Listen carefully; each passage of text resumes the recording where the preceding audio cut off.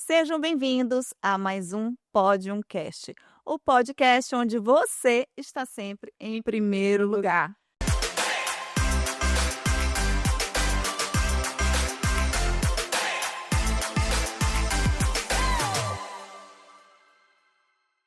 Primeiramente, gostaríamos de fazer um agradecimento à nossa parceira, que é a Clínica Performe.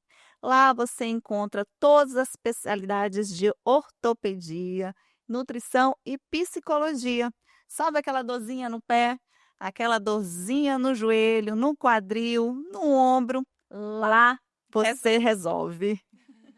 E aí, Gil, E aí, Di, nosso como é que tá convidado. esse coraçãozinho de corredora? O coração tá batendo bem. Inclusive porque o nosso convidado de hoje é cardiologista. Exato. Nosso convidado é cardiologista, intensivista, atleta, grande entusiasta do esporte na nossa cidade. Ele vai falar um pouco sobre isso, de como praticar esse esporte com segurança e deixar nosso coração verdadeiramente seguro para a gente fazer aquilo que a gente tanto ama. Seja muito bem-vindo, Dr. Serafim. Doutor Serafim, é uma honra tê-lo aqui em nosso Podiumcast.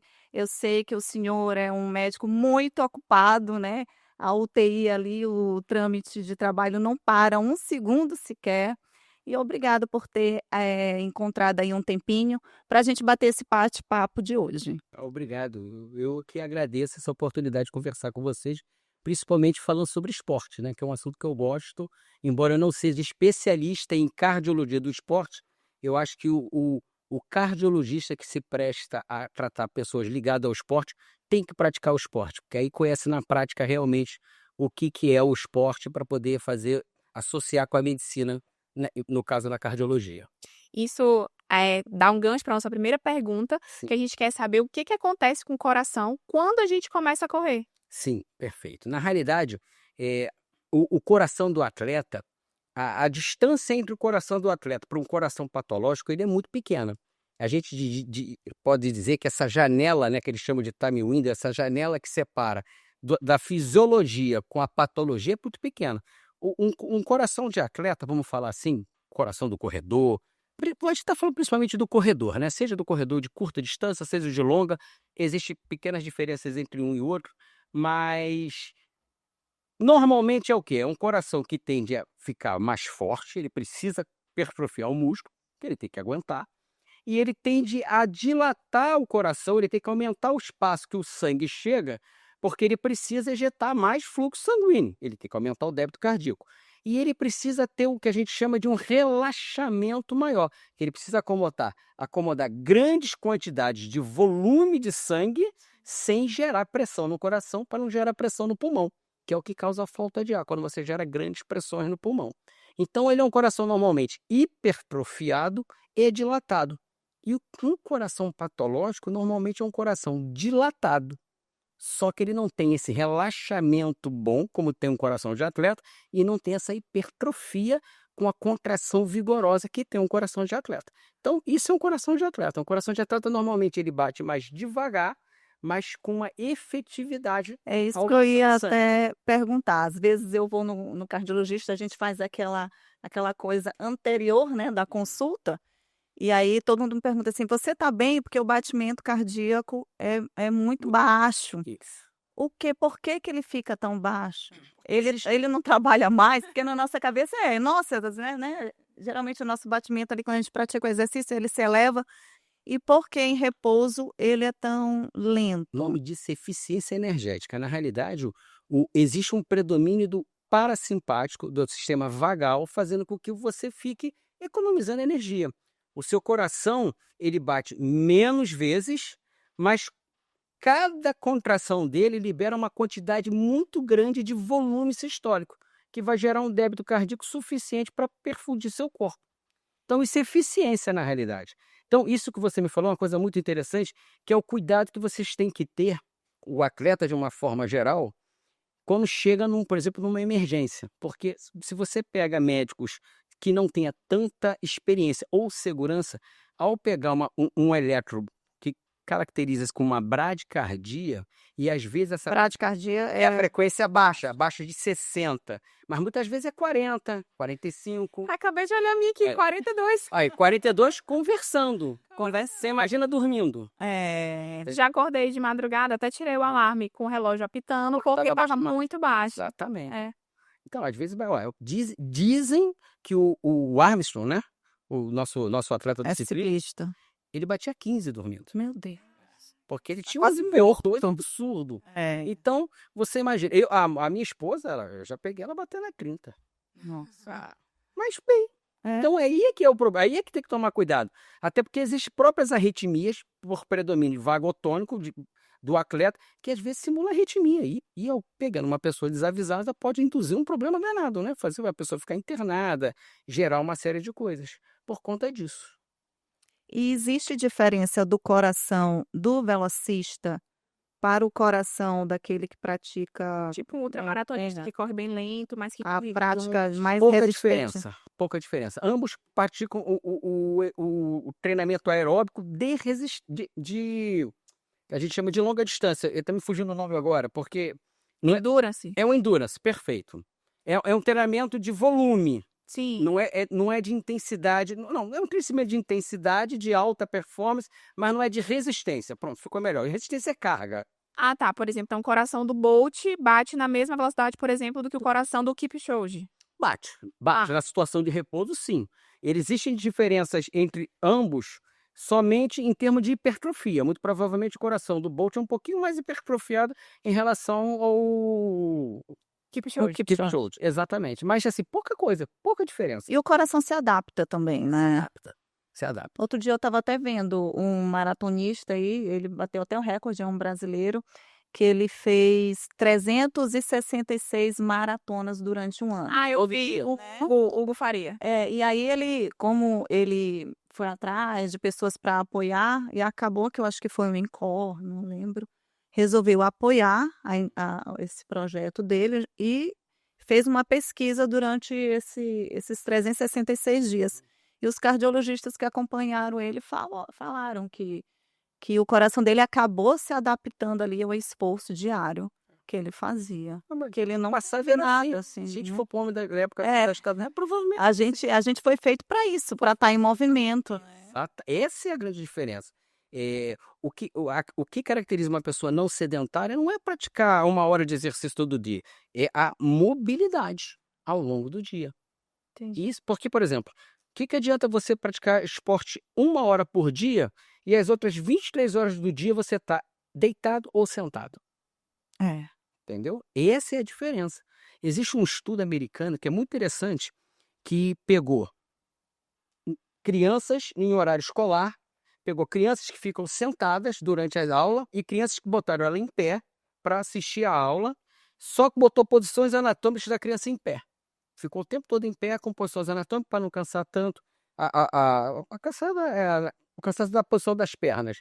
E é sentado. Essa criança que ficou em pé, ela teve um desempenho melhor, perdeu peso e melhora do condicionamento cardiovascular de forma geral. Aí, Só por estar Só lá. você ficar em pé. porque ficou mais mobilidade.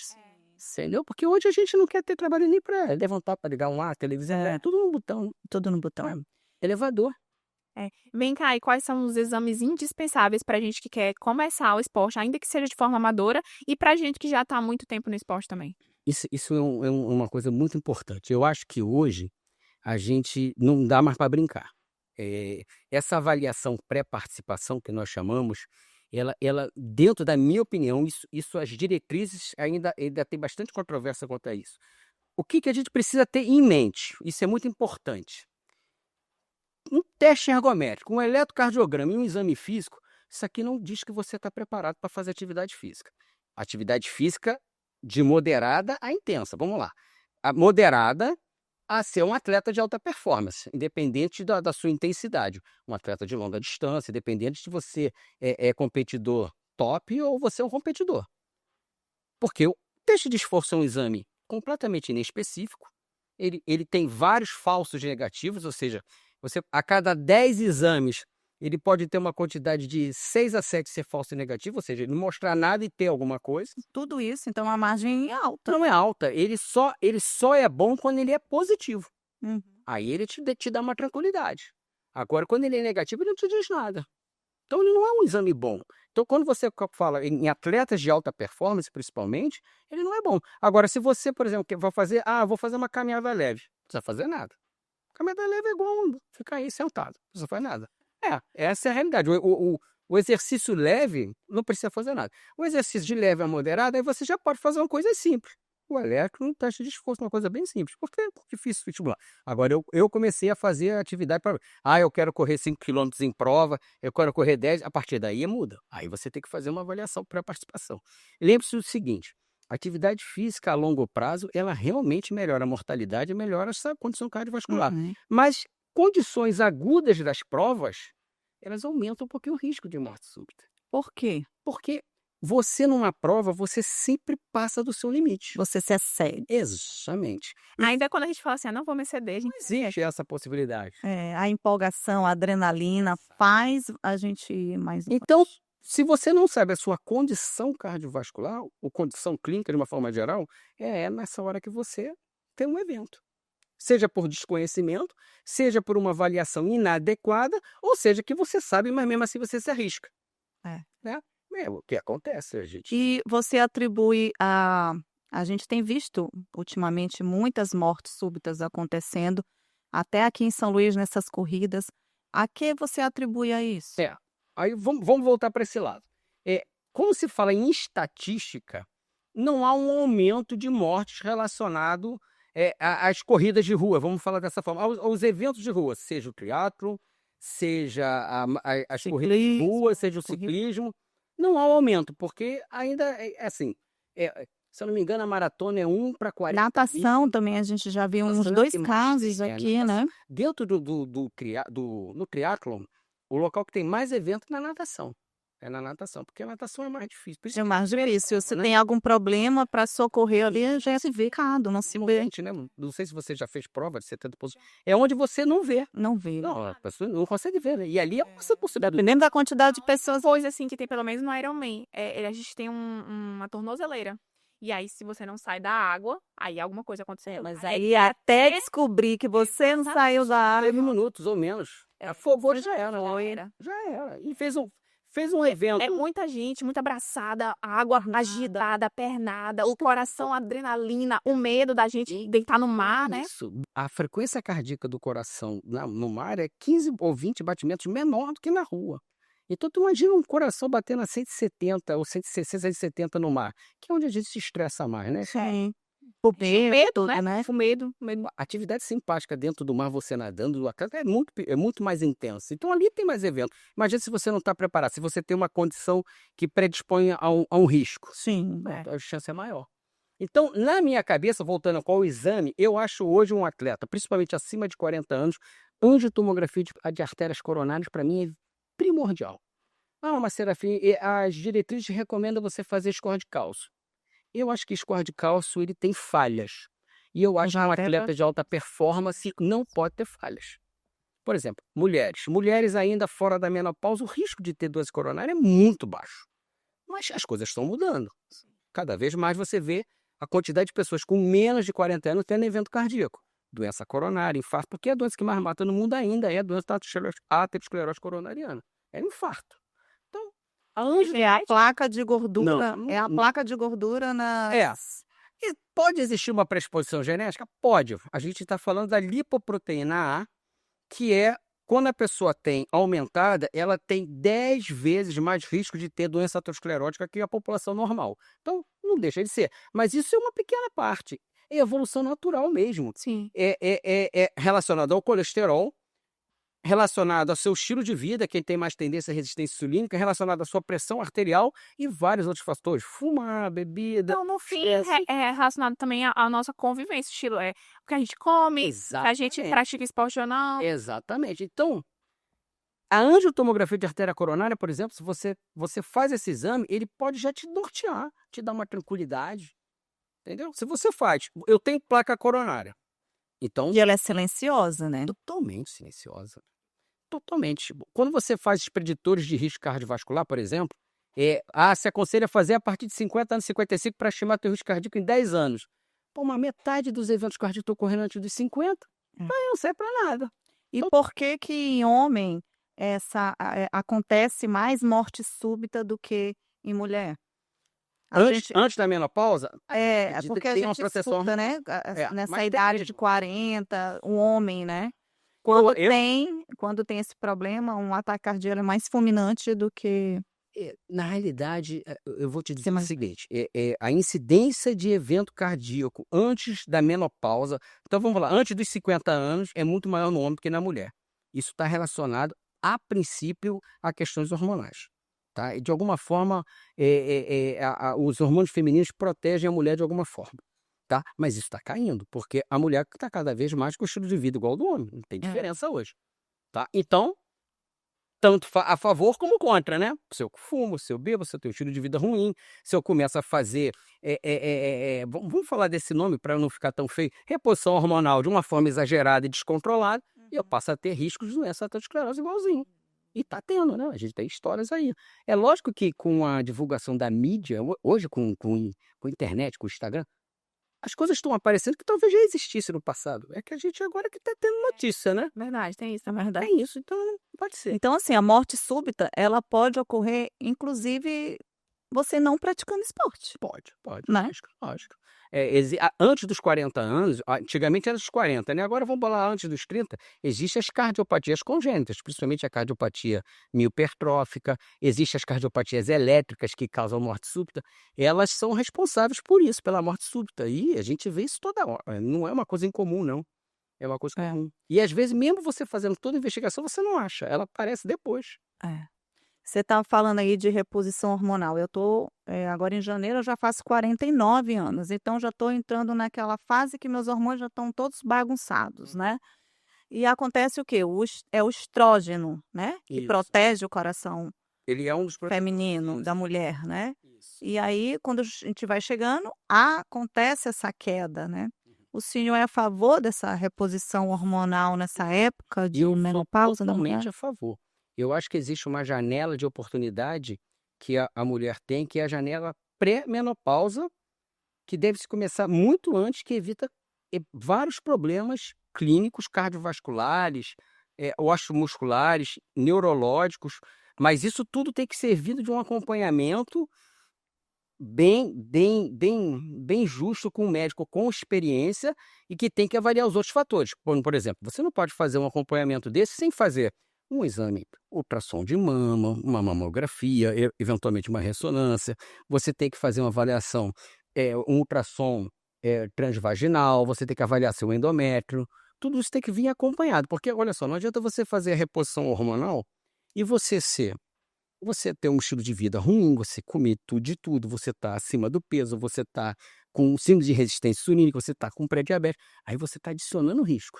Então você fazer essa reposição hormonal, você tá criando mais risco de ter complicações, principalmente de câncer de mama, câncer de endométrio, do que não.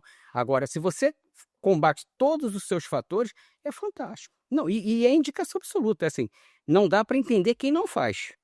Portanto, que respeite essas coisas. Uhum. Entendeu? E quando a gente fala de reposição, principalmente que possa causar dano, é principalmente testosterona. Não que eu seja contra, eu sou totalmente a favor, mas tem que ter uma regulação, tem que saber fazer e ter que evitar os exageros. Os exageros é que causam problemas hoje. Então aí é que tem que tomar cuidado. E começa a sujar a imagem, né, de quem realmente precisa Exatamente. para que tá usando para fins estéticos, né. Hoje a gente sabe que no nosso esporte amador, né, É. 100% das pessoas que estão lá no top, eu vou dizer Se 100%, for pra 99% Procurar. tem um ganho a mais, tem um ganho a mais. Se você fizer com responsabilidade, cada um eu particularmente já fiz até um vídeo sobre isso que eu falo o seguinte, olha, não dá para você fugir do que está acontecendo no mundo atual. Quem tomou testosterona, nunca mais vai deixar de tomar. Por quê? Porque é muito melhor, a sensação das pessoas é melhor.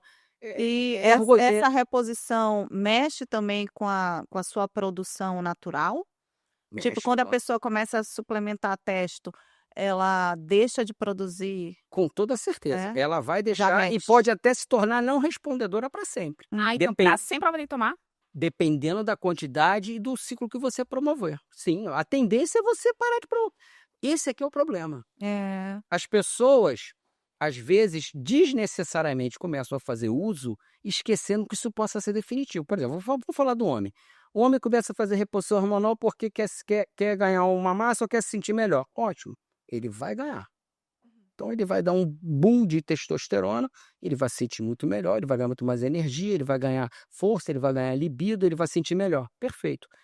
Mas ele esqueceu que ele está suprimindo o eixo dele, então o corpo dele não vai produzir, nem que seja temporariamente, quiçá definitivamente, dependendo do tempo. Ele vai fazer atrofia testicular, então ele vai, de alguma forma, vai fazer fibrose daquele lá e vai se tornar estéril com o tempo. Esse tempo é individual. E à medida que for passar o tempo, como tudo, pessoal, se eu uso a mesma coisa o tempo todo, cada vez eu aumento mais. É. Eu quero uma dose cada vez maior. E aí é que vem um problema. Então, por isso que tudo tem que se avaliar risco versus benefício. Isso aí é uma conversa aberta com a pessoa. Ó, pode acontecer isso tudo. E mesmo assim, a gente tem que monitorar teu coração, teus colesterol, a sua pressão. Então, não adianta você fazer essa reposição e querer ir para balada, ficar tomando isso, porque os efeitos colaterais vão vir. Então, é uma questão de você saber. Doutor, e no que tange à alimentação, tem também essa vertente de que a gente correr em jejum, e tem muito nutricionista que fala que correr em jejum a pessoa não performa, mas correr em jejum por longas distâncias é seguro para o coração? É porque, isso, rapidinho, só fazer um adendo. um adendo. Doutor Serafim, ele ficou muito conhecido aqui na cidade em 2 momentos, né. Por conta da dieta cetogênica, ele foi assim O precursor. totalmente. E depois na pandemia, né, onde ele também salvou muitas vidas, acompanhou muitas pessoas aí que com certeza são gratas a ele até hoje. Então a gente também tem esse know-how de conversar com ele sobre alimentação, sobre dietas, porque ele começou com isso aí, né. E eu, pegando esse gancho também de Gil, eu já vou perguntar, essa dieta de baixo carboidrato para o atleta, ele é bom? Como é que Tudo é uma questão de funciona? adaptação. Ponto. Primeiro, vamos falar para a grande maioria da população hoje de pessoas, atletas, seja de alta performance, seja aquelas top, entre os 10 primeiros, seja. Para a grande maioria, ele é muito bom. Porque a gente sabe hoje que, querendo ou não, a grande maioria das pessoas que praticam esporte estão acima do peso, estão acima de resistência insulínica. Isso é fato. É só você botar lá um monitorzinho de glicemia aqui e medir, e tu vai ver o que vai acontecer com a glicemia de todo mundo aí quando praticar esporte. Vai lá para cima. Vai assustar meio mundo. Porque em vez de baixar, ela vai subir. Aí quando você toma o gelzinho, então, fica 300, 400 o tempo todo. Então isso é fato. O jejum, ele vai... O que ele vai fazer o jejum? O jejum, ele vai fazer você... Existe uma... Vamos dizer assim, uma desadaptação do seu corpo, o corpo nosso, que nós chamamos de inflexibilidade metabólica. O que é isso? Na época da caverna, como a gente tinha pouco alimento e o nosso corpo precisava armazenar energia, para quê? Para ficar longos períodos em jejum até a caçar, a nossa mitocôndria, ela sabia usar o produto final da gordura como fonte de energia. Sim. Tá, cetose, bababá, aquelas coisas que já falou. O que acontece hoje? Hoje não. A gente sabe que quando o carboidrato ele entra na circulação, ele é dominante. Ele suprime a queima de gordura predominantemente, lógico que nada é 100%, e a mitocôndria passa a usar preferencialmente o carboidrato. Então, nossa mitocôndria, de uma forma geral, para quem não está acostumado a fazer isso, ela precisa do carboidrato, ela está acostumada. Então, quando você corre em jejum e não tem essa flexibilidade metabólica, faz com que você sinta. Então, você cai performance, óbvio que você cai performance, óbvio que você vai achar que está com hipoglicemia e tu vai se sentir mal. A partir do momento que você começa a se adaptar a isso, o seu corpo começa o quê? Pegar energia armazenada. E, pessoal... E aí vem da onde essa energia? Vem da gordura que você tem armazenada no corpo. 5% de gordura no corpo, que é pouco, não é nada. Dá o quê? Se eu não me engano, você vai ter que fazer conta rapidinho, mas são mais de 5.000 E calorias. o que é considerado jejum? Quantas horas é considerado já um jejum? Não, qualquer hora idealmente é a partir de 12 horas. 12. Idealmente a partir de 12 horas. E o mínimo, né? E o organismo consegue tolerar assim até quantas horas? Ah, isso aí Depende. depende da pessoa. Infinito. Exato. Não, infinito. Pega você o caso clínico mais, assim, o tratamento mais emblemático para obesidade foi o paciente que ficou 380 dias em jejum. Nossa. Ele Mas era aí imenso, não Hum. tinha nada na época, ele simplesmente ficou em jejum, ele ficou internado por 2 ou 3 meses para fazer reposição de eletrólitos venosos, hidratação, depois ele seguiu em casa. É, Porque depois de um tempo tu não sente fome, né? A fome acaba. é. Você começa a produzir. Agora já E, nem como, arrisca e, mentir. e se ele não comia nada, como é que ele fazia cocô? Fazia a cada 7, se eu não me engano, é 14 dias. Só água. Praticamente o que ele produzia do corpo, os metabólicos do corpo. Caraca, esse... Não, é loucura. Você tem um trabalho do New England. Agora, voltando à performance, é lógico que vai cair no início. Você vai se sentir mais fraca. O atleta de fisiculturismo, então, é uma loucura. Ele leva meses para se adaptar. Os 100 metros é impossível, né? Que é a explosão, é glicólise pura, mas todos se adaptam. Agora, se você vai levar isso como estilo de vida ou não, e vai se tornar um atleta de alta performance para ganhar, é o teu tempo e a sua dedicação. Com certeza consegue. Tem um brasileiro lá nos Estados Unidos, que é o Ricardo Medeiro, que ele é carnívoro diet. O cara faz ultramaratona em jejum. Foi, Mas foi, eu- 100 quilômetros. foi, eu vi a Cara, reportagem. E o que come assim no intratreino? Carne, bacon, É? ovo, queijo. Ele só come isso. É? Então, Come isso. imagina levar para prova, não é? Assim, não vou te falar a opinião atual sobre isso. Saúde. Hoje eu acho que, assim, isso é um estilo de vida da pessoa se ela quiser. Eu acho que Mas aí não aumenta suas taxas de colesterol? depende do conceito. A dieta hoje, quando se fala uma dieta cetogênica, uma dieta de baixo carboidrato, ela não precisa ser muito rica em gordura. O Certo. problema é que as pessoas têm um conceito errado. Por exemplo, eu tive algumas pessoas que até me mandaram mensagem, eles comiam o quê? 3, 4 quilos de queijo por dia. Quantos quilos? Manteiga exagera, botava tantos quilos. Mas, Aham. cara, lógico que está exagerando, porque É. a dieta cetogênica, ela só afeta. Primeiro, ela afeta o colesterol efetivamente no magro. Segundo, em quem come exagerado. Pô, você pode comer 3 quilos de queijo, realmente vai te dar problema. É. Você não precisa fazer isso, porque você não sente fome para isso. Você come por exagero. Então, aí tudo bem. Aí sim. Eu como a gordura, só como a gordura da picanha. É óbvio que tu vai ter problema. Você não precisa disso. Entendeu? Essa que é a diferença. Você tem que focar a proteína. A proteína é que te dá saciedade, que te dá músculo, que te dá regeneração celular, construção hormonal. É o que realmente a gente precisa. É o que dá densidade energética, nutrição. Desculpa, densidade calórica, nutrição. O que te dá energia é glicose, é gordura. E isso aqui é energia, porque se tiver em excesso, armazena. Existe algum problema cardíaco que impede a pessoa de praticar atividade física e tem como reverter isso? Tem como, assim, vamos lá. Isso aí é mais complicado. Existe. As cardiopatias, quando você, dependendo do nível de insuficiência cardíaca que você tem, principalmente de classe 3 em diante, a sua reabilitação cardíaca, a sua atividade cardíaca, ela tem que ser sempre monitorada, tá? Porque ela não pode ser feita de farinha, porque você pode descompensar e entrar em insuficiência cardíaca por conta disso.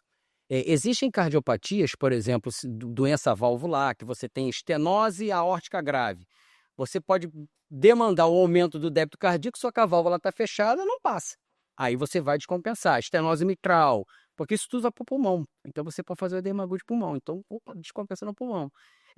Dependendo de níveis de arritmias, por exemplo, fibrilação atrial mal controlada, se você dá um pico rápido, você pode aumentar muito sua frequência cardíaca, descompensa.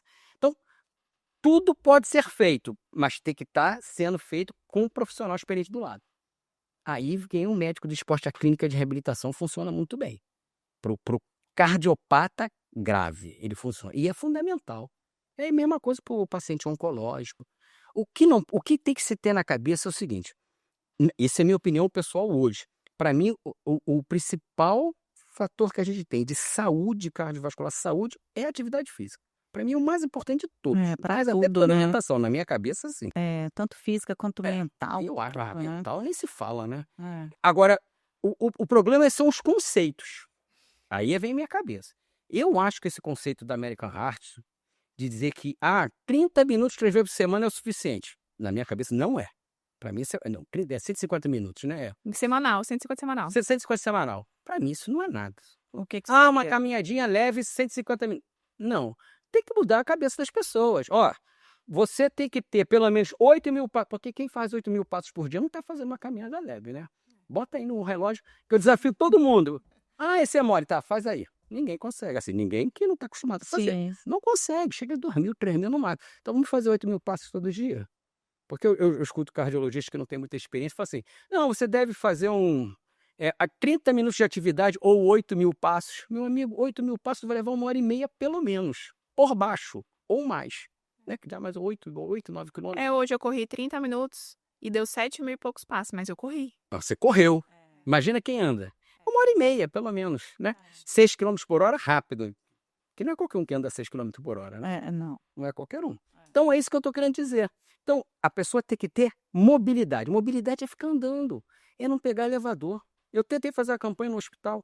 Pessoal, pelo menos do primeiro andar pro térreo, descendo, ninguém pega elevador. Não, eu fico indignada quando eu vejo que a pessoa aperta primeiro. Poxa, por que não pega Isso sou eu no meu prédio, me dá um ódio, ainda mais quando eu tô no prédio. Subindo, tu imagina descendo. Então, Descendo, então eu fico irado. Lá no hospital, eu não pego elevador. Eu passo a manhã inteira, quando eu tô lá, eu subo de escada. Às vezes eu acabei de comer. Não, tem que subir de escada, não pode. Eu não aceito subir de elevador. Tem que subir de escada, é o momento que a gente tem. Aí eu consigo, dentro do hospital, fazer 5.000 passos quase todo dia. Só fazendo isso. Então é isso que a gente... Se a gente... Mas não chega nos 8. Não chega nos 8, mas não chega nos 8 nunca. Se eu não focar para fazer mobilidade, para chegar a 8.000 passos, eu não chego. Porque não é fácil. Eu sou personal, ontem eu não treinei, não deu tempo de treinar. Eu não cheguei a 5.000 no dia. Olha, E olha, eu fico andando o dia. Não, isso que eu falei, você fica o dia inteiro em pé andando. Exatamente. É muito difícil. Então, eu fico vendo nossos vovozinhos, vamos falar assim, né? Não são vovôs, a maioria tem pessoas até mais novas do que eu lá, que começam de manhã, 4h30 da manhã, 4 horas, que vão de uma ponta a outra. Ele é fantástico. São 15 e é todo dia que estão lá. É a mesma Desde turma. 2012. É a mesma turma, eu acompanho. Eles dão bom dia. E antigamente era só aquela primeira etapa, depois se estendeu a obra, agora mais ainda. Eu quero ver quando for. Eu quero ver se é bom. Mas é impressionante. E eles vão numa velocidade boa. E vão conversando. Aquilo ali é ótimo pra eles. É ótimo. Não é só porque tem a socialização deles se reunirem Mas ali, atividade física. com uma atividade física, mental, tudo. Você percebeu que eu não Muito bem. celular, não tem nada? Só no bate. Aquilo que é bom. Então, eu tento mostrar para as pessoas isso, ó, não adianta você fazer 1 hora de academia, eu quero que você pelo menos me entregue, aí tá, tu fez 1 hora de academia, me entrega 6.000 passos. Vai pra esteira. Tenta ficar pelo menos 3, 4 horinhas em pé. Faz essa conta. Não, nem que seja, vai pra esteira, não tem problema nenhum. Agora vai fazer. Pô, mas é difícil, as pessoas não fazem. Vem cá, e existe uma frequência cardíaca que seja assim, cuidadosa pra gente treinar? Ou não? Assim, não tem. Sabe o que às vezes eu vejo? Gente assim, muito descansada e fala: minha frequência deu 170. Eu falei assim: nossa, 170 De pra média. mim, 170 pra mim, eu tô morrendo. Eu tô Exatamente. fazendo assim, tem de tiro me dando a alma. Exatamente. E tem gente que não, né? Por exemplo, Camila ali treina com 145 e tá dando tudo de si. Frequência super baixa, né? Mas as duas ali no mesmo pace e terminam de forma iguais. Essa pessoa que está aí a 170, ela está correndo risco maior? O Vamos que lá. acontece? O ideal seria você fazer o teste cardiopulmonar, né? A Com o ergoterapia, VO2. com VO2, Sim. e você determinar as suas frequências cardíacas ideais por zona. Ponto. De uma forma geral, uma pessoa que faz todos os dias, assim, uma forma geral, com uma frequência média de 170, deve ter alguma coisa errada. Não é bom. né? Não é legal. Vamos lá, vou botar aí. Pega aquela fórmula bem básica, superficial, 220 menos idade. Você vai ver que isso pode funcionar para uma pessoa de 10, 12 anos. A minha filha, por 9 anos, ela pode bater isso, tudo bem. Agora, uma pessoa adulta, tem alguma coisa errada. Isso eu já até conversei com algumas pessoas que eu vi lá no Strava. Falei, pô, 12 minutos de corrida está 170 fica o tempo Inclusive, todo.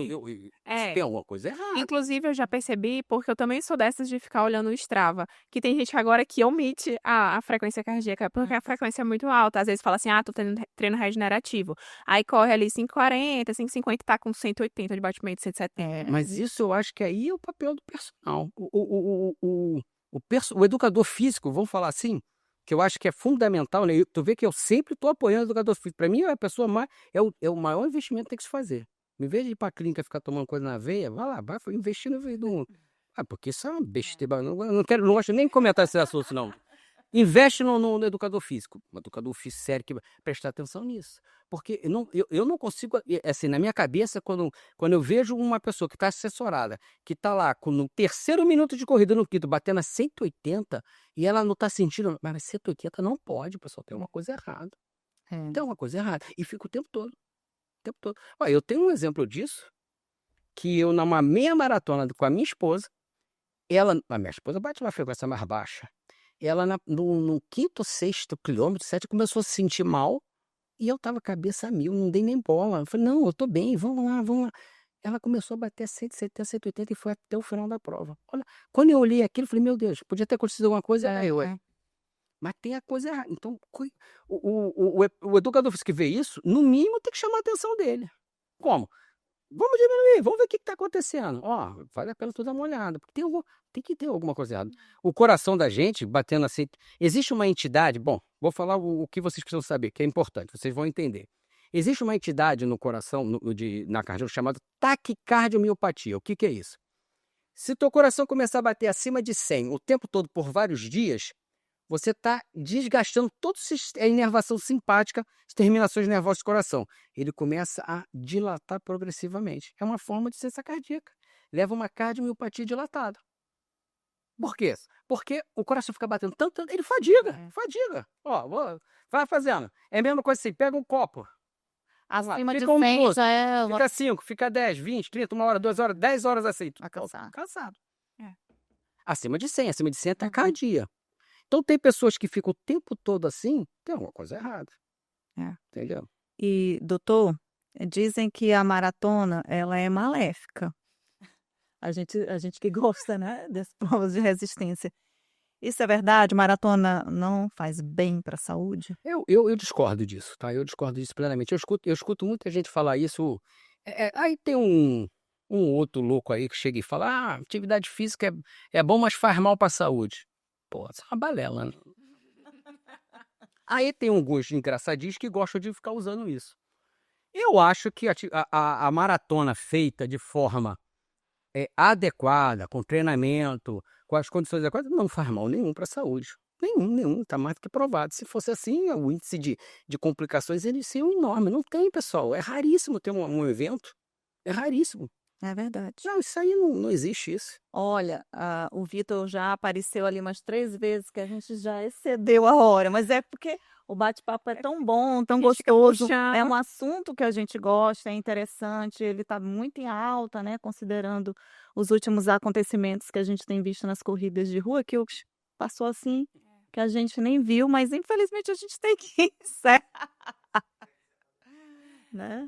Não tá. Então, se o coração, só pra gente encerrar, né? Tá Se bom. o coração é motor do corpo, então a melhor forma da gente deixar ele batendo por muitos anos seria com atividade física. Atividade física, sempre. Qual é o conselho que o senhor dá para os nossos ouvintes? Bom, primeiro, fazer uma avaliação pré-participação, fazer uma avaliação cardíaca.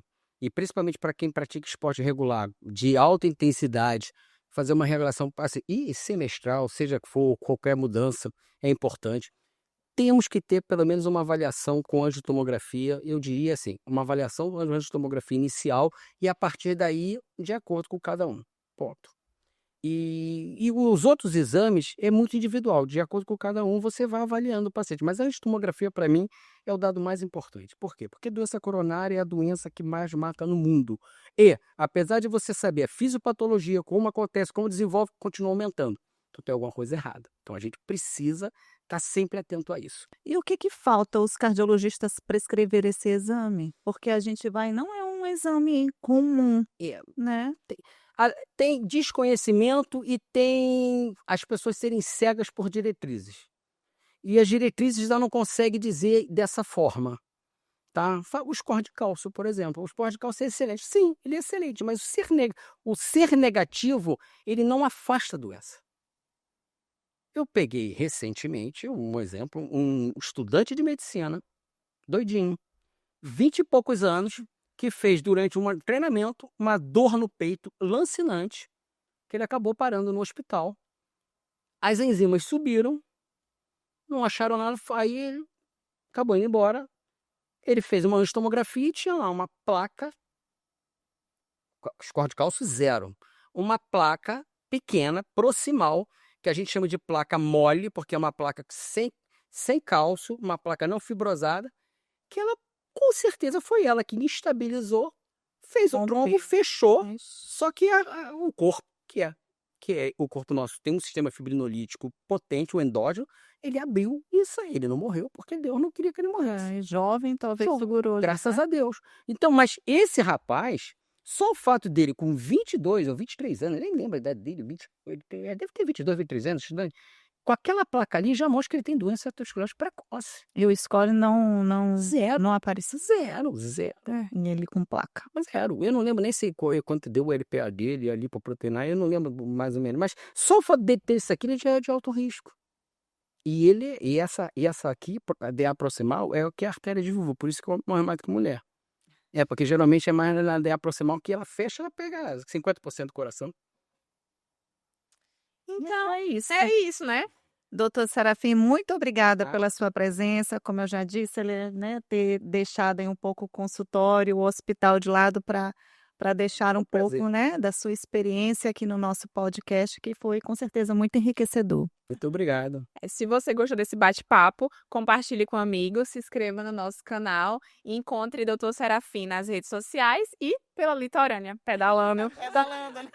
Pegando a roda dele. Tá bom. Muito ótimo, obrigada. Até a próxima. Obrigado.